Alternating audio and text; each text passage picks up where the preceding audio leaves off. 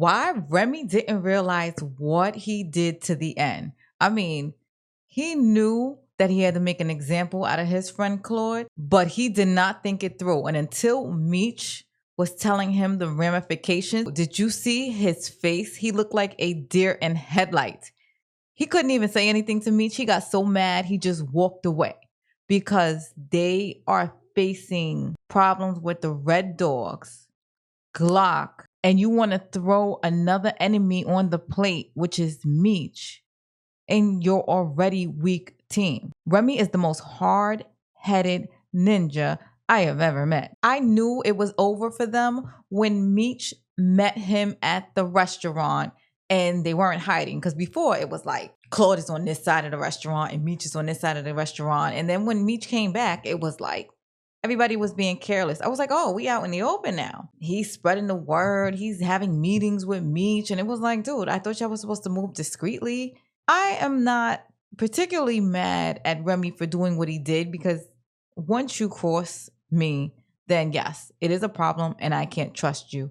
However, Remy kept making the wrong decisions all the way through, to the point where he was being reckless and his friend wanted to save the life of his son. Like, come on, let's be rational. But enough about that. Let's talk about Meech. Meech is number one problem right now. I mean, it is Glock. Okay, number one for this episode is the Red Dogs. They are going ham. Meech already foresees a problem. So he's like, you know what? I can't have my guys getting caught up there, because eventually if they get caught, somebody's going to give me up, because you're going to have a whole bunch of miserable people working for me. So he's like, listen, my crew got to be safe and we got to figure out a plan.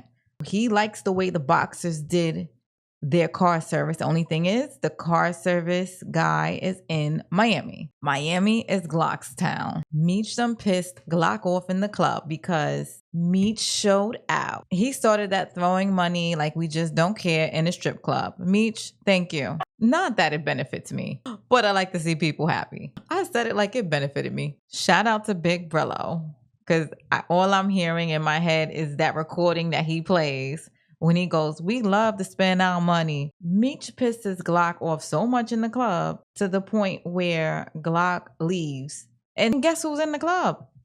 Angel. True to her word. That's what I'm saying. Y'all want to say, oh, she said that because she was mad. I guess there's some truth, right? Because Angel was definitely on Glock after all Glock did to Meech. And Meech seemed like he was hurt. Like, he liked Angel. He liked her. Glock doesn't want to throw money all up in the air and waste money and stuff like that. And all his guys are not wasting money like the way Meech is wasting money. So he leaves. He's so mad in the car that he tells his boy, like, we got to unalive Meech ASAP. And then I got to go back to Miami. Angel overhears. She warns Meech. We'll give her a little bit of credit. A little bit. Because you still slobbing and knobbing the ops. But okay. Oh my gosh. You got this stripper in the club that comes up to Meech. Oh, I could take your mind off of it. I don't know why she thought all she had to do was give him kisses below and he was going to wife her up. She said, am I your new boo now? And he's like, I don't have time for that. I mean, but he paid like he weighed. She must have felt a little bit salty behind that. You can't trust these girls. So later on, after the club, Meech is going to meet up with the stripper that was waiting in the hotel. And of course, here goes Glock's right-hand man come and lace up the place, trying to get to Meech.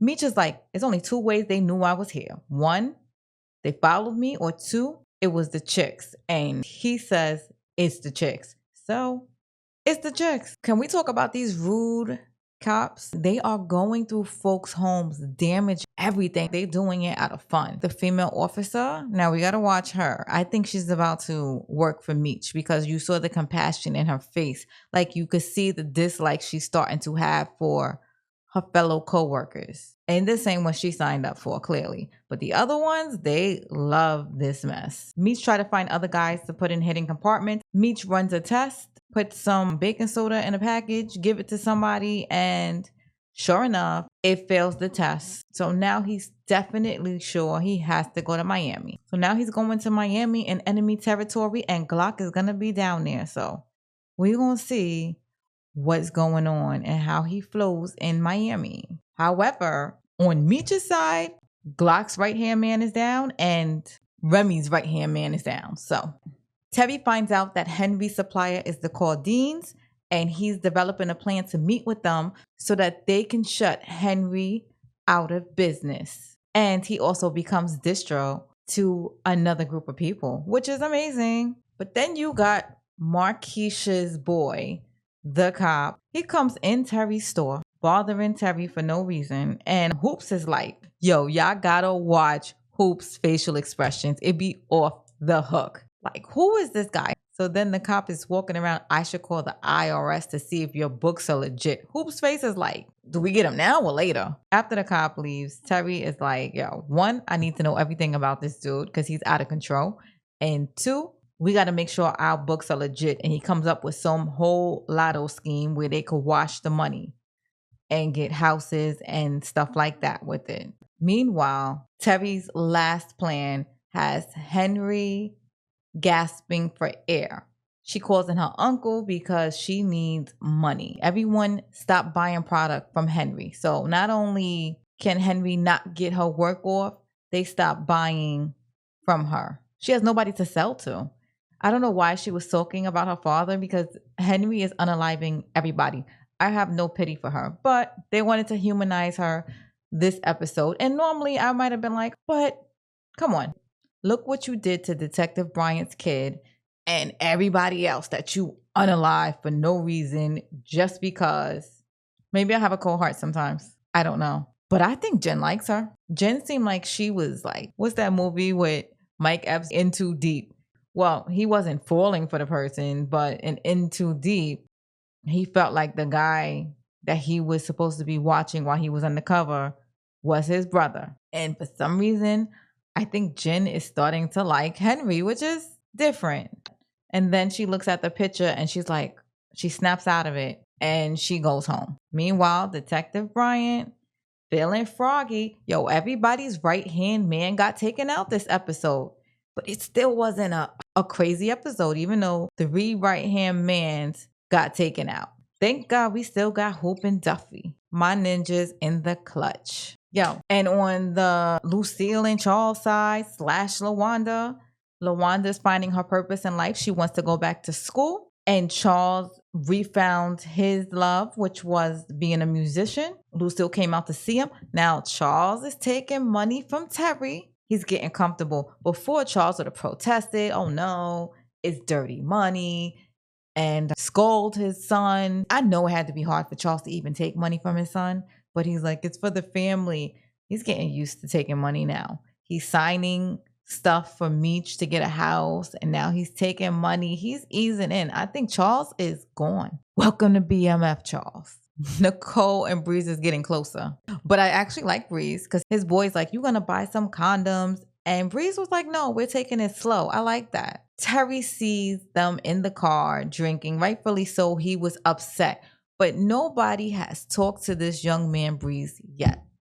Like man to boy. They just strong on Nicole and yelling at her and get in the car. And I think that's going to make her go to him even more because no one's talking to her. They're just giving her demands and they're just telling her what she should and shouldn't do. Oh, this episode overall, it could have used a little bit more umph. I mean, because it's not about the bodies with me. It's about the building of the story and everything.